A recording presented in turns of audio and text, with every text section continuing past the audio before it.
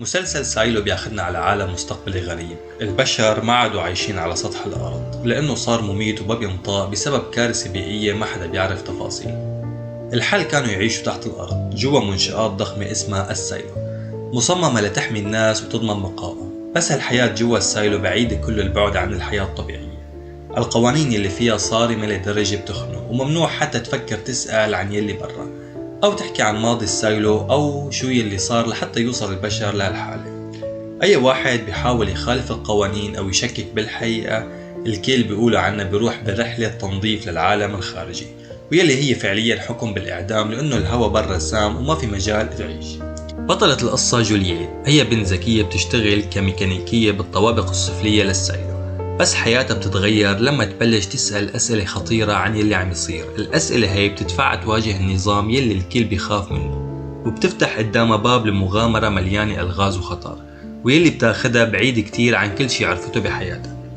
بآخر الموسم الأول جولييت بتعمل المستحيل وبتطلع لبرا السايلو. الخطوة هي لحالها كانت صدمة للكل لأنه ممنوع تطلع، والكل مقتنع إنه العالم الخارجي سام ومميت. بس لما بتطلع بتكتشف إنه العالم الخارجي مو بس مليان غموض، بس كمان في أكثر من 20 سايلو منتشرة حوالين بعضها. تخيلوا هي كانت مفكرة إنه السايلو يلي عايشة فيه هو الوحيد، بس الحقيقة مختلفة تماما. المشهد لما شافت باقي السايلو كان رهيب وبيخليك تفكر ليش في كل هالسايلو، مين بناهن وشو الهدف منه، وليش في سرية رهيبة حواليهم.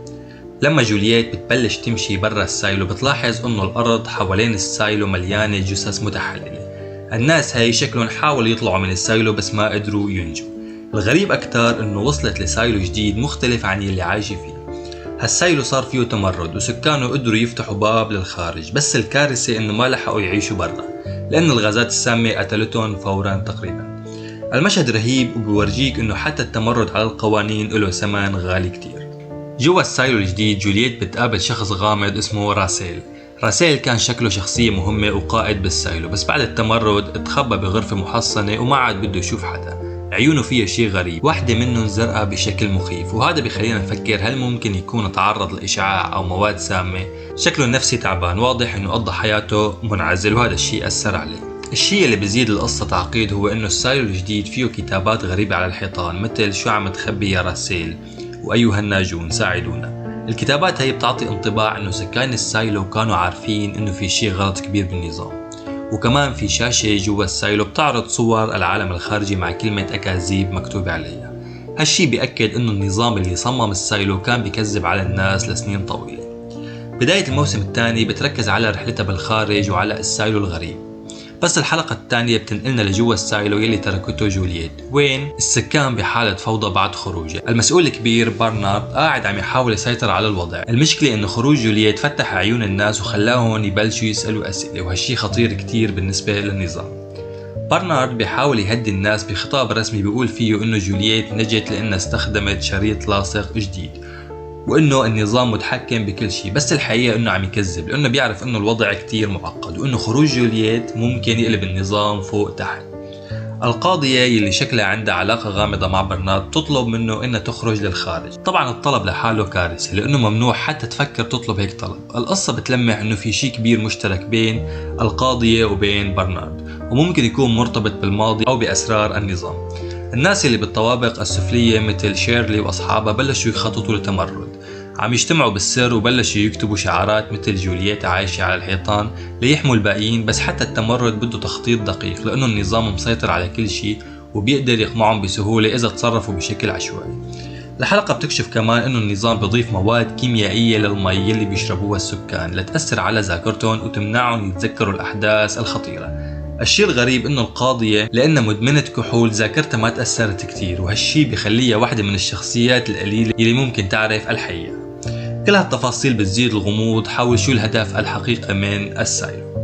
القصة عم تصير أعمق وأكثر وإثارة مع كل تفصيل. النظام اللي بنى السايلو واضح إنه بيشتغل بخطة مدروسة ومتكاملة للسيطرة على السكان. كل شيء موجود لغاية محددة، من التقنيات المحدودة يلي ما بتسمح للناس يكتشفوا شيء جديد لحتى المواد الكيميائية يلي بتضاف للمياه لتأثر على ذاكرتهم. الفكرة انه النظام ما بيكتفي بالتحكم بحاضر الناس، لكن كمان عم يحاول يمحي ماضيهم او اي ذكرى ممكن تهدد سلطته. بالحلقة الثانية برنارد واضح انه محاصر. خروج جولييت خرب الخطط، ووجود أدلة واضحة على أنه العالم الخارجي ما بالكامل مثل ما كانوا يقولوا بيهدد كل شيء النظام بني عليه. هو مضطر يكذب ويخدع الناس ليكسب الوقت، بس واضح أنه الكذب ما رح يدوم طويل. السكان خصوصا اللي بالطوابق السفلية بلشوا يشككوا أكثر وأكثر، وبلشت الأصوات تمرد تعلى. شيرلي اللي كانت واحدة من أقرب أصدقاء جولييت عم تحاول تجمع الناس حوالين فكرة إنه جولييت عايشة وإنه النظام عم يكذب. هي شايفة إنه خروج جولييت ممكن يكون الشرارة اللي بتشعل الثورة ضد النظام، بس بنفس الوقت التخطيط للثورة مو سهل. النظام عنده سيطرة قوية والشرطة والقضاء عندهم السلطة الكاملة لقمع أي حركة تمرد. هالشي بيخلي شيرلي وأصحابها يشتغلوا بالسر ويدرسوا كل خطوة بعناية. بالحلقة كمان بنشوف كيف النظام عنده شبكة مراقبة ضخمة بتسمح له يراقب كل صغيرة وكبيرة بالسكان. الكاميرات المخفية ووسائل المراقبة بتأكد انه النظام ما بيترك شيء للصدفة، حتى انه برنارد قدر يشوف لقطات من الكاميرا يلي كانت ببدلة جولييت، وهذا بيعني انه في تكنولوجيا مخفية ما بيعرفوا عنها السكان.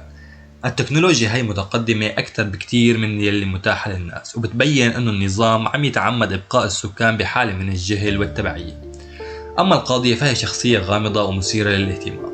طلبها أن تطلع برا السايلو بيطرح أسئلة كبيرة، ليش هي مهتمة بالخروج وشو هي اللي بتعرفه وبتحاول توصلها.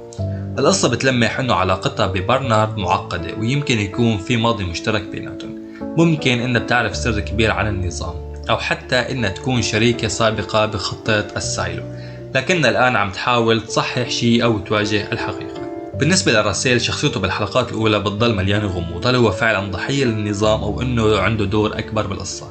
عزلته الطويلة وتأثيرات السموم أو الإشعاعات عليه بتعكس كيف حتى القادة داخل السايلو ممكن يكونوا خاضعين لنفس النظام اللي بيقمع السكان.